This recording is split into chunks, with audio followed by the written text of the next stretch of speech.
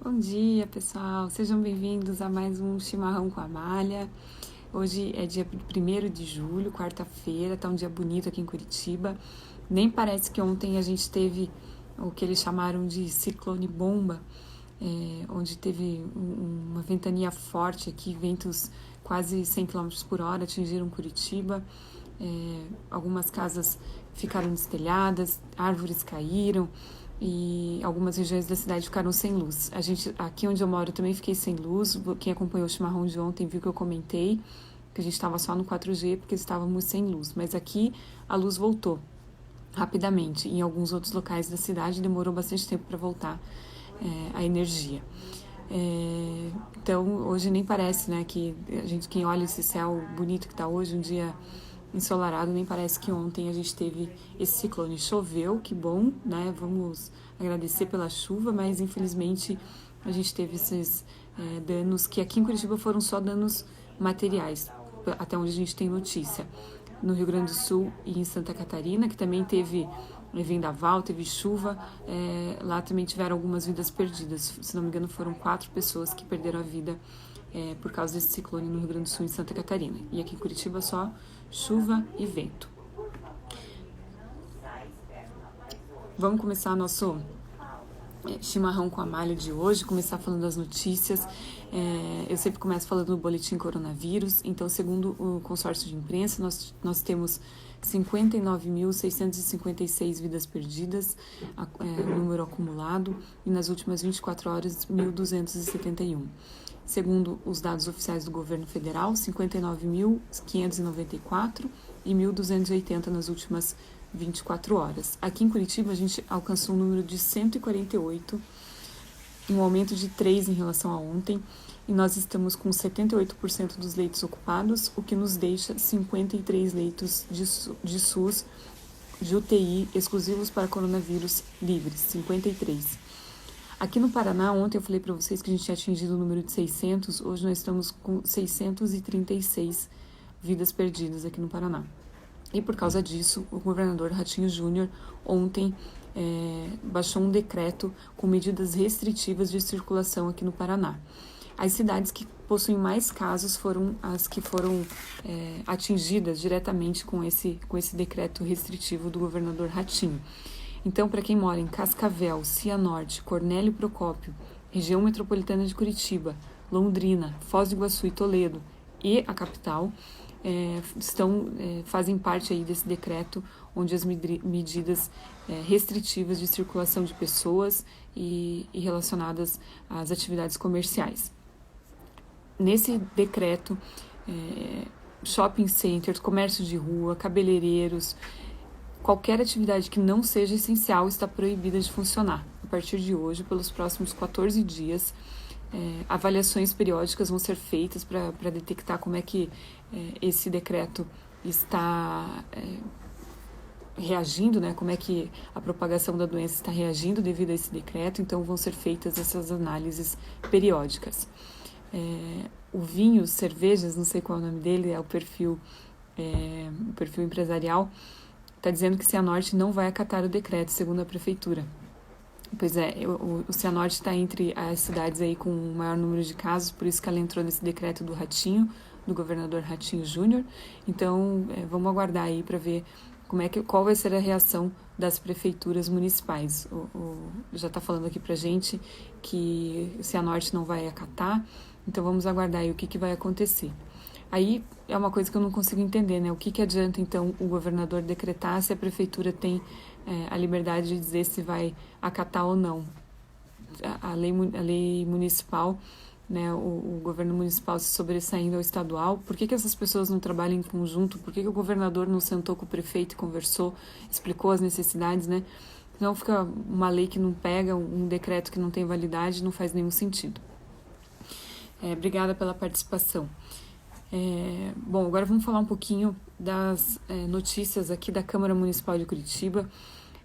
Nós tivemos aprovados essa semana um empréstimo solicitado pela Prefeitura, né, e a Câmara Municipal de Vereadores aprovou um empréstimo de 75 milhões para obras relacionadas ao transporte público aqui de Curitiba. A ideia é aumentar essas canaletas de ônibus, né, para que a ligação norte-sul e leste-oeste do município fique mais rápida, possa ter mais desses ônibus ligeirão que fazem essa ligação. Foi aprovado também a regulamentação do daycare, é um projeto da Kátia Dietrich, que é a Kátia dos Animais, aqui de Curitiba, vereadora. Foi aprovado esse projeto dela. Eu vou trazer depois para vocês mais detalhes do que esse projeto trata. E também foi aprovada uma mini reforma da Previdência aqui da Prefeitura de Curitiba. Então, essa é uma notícia boa para a questão fiscal do município, ainda mais agora que a gente está passando por essa pandemia, né, e recursos estão sendo utilizados para a gente conseguir combater e passar de maneira mais tranquila por esse momento. A própria prefeitura soltou uma nota nas redes sociais dizendo que não vai acatar o decreto. Triste mesmo essa desunião.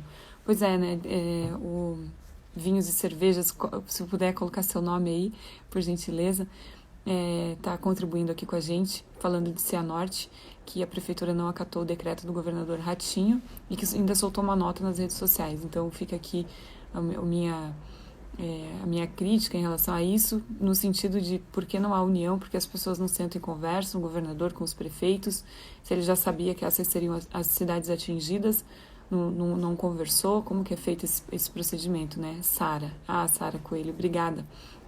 É a Sara que está nos falando diretamente lá de Cianorte. Obrigada pela sua participação, da página Vinhos e Cerveja. Legal, muito obrigada. E o nosso último assunto de hoje... É o último assunto? É o último assunto. Eu já falei do ciclone, falei do empréstimo, da canaleta. Nosso último assunto de hoje é relacionado ao governo federal, ao ministro da Educação. Vocês acompanharam aí o ano passado a gente teve o primeiro ministro da Educação, Ricardo Vélez. Depois de várias polêmicas, ele acabou saindo e entrou o Abraham Weintraub, que ficou no ministério até poucas semanas atrás. E depois de várias polêmicas aí envolvendo o nome dele, acabou ficando insustentável a permanência dele no governo. Ele saiu também, até saiu meio às pressas, foi para os Estados Unidos e provavelmente se aproveitando do passaporte diplomático que os ministros têm direito, uma vez que os Estados Unidos estão ainda com uma restrição para a entrada de brasileiros, então os brasileiros precisam ficar... Quem está vindo do Brasil, na verdade, se o brasileiro estiver em outro lugar, daí não precisa cumprir essa determinação, mas quem estiver vindo do Brasil precisa ficar 14 dias em quarentena antes de entrar nos Estados Unidos, né? E o governo estava com essa restrição, mas essa restrição não se aplica às pessoas que têm passaporte diplomático. Então há uma suspeita aí de que ele tenha usado o passaporte diplomático para entrar nos Estados Unidos e fugir dessa restrição. Oi, mãe, bem-vinda. E o Abraham Weintraub, o ex-ministro da Educação. Isso está sendo investigado para saber se foi isso mesmo, porque o presidente Bolsonaro esperou o Weintraub chegar nos Estados Unidos para então formalizar a exoneração dele do cargo de ministro da Educação. Então, por isso que tem essa suspeita. Bom, aí ele saiu, começaram a especular qual seria o próximo nome cotado para esse ministério, até que chegaram no nome do professor Decotelli. E o professor Decotelli havia colocado no currículo dele que ele tinha mestrado, doutorado, pós-doutorado, tinha sido professor da Fundação Getúlio Vargas, e aos poucos tudo isso que ele elencou no currículo dele foi sendo desmascarado pelas instituições, né? As instituições começaram a falar, não, ele não fez pós-doutorado aqui, a outra falou, não, ele não fez, ele fez as cadeiras de doutorado, mas não entregou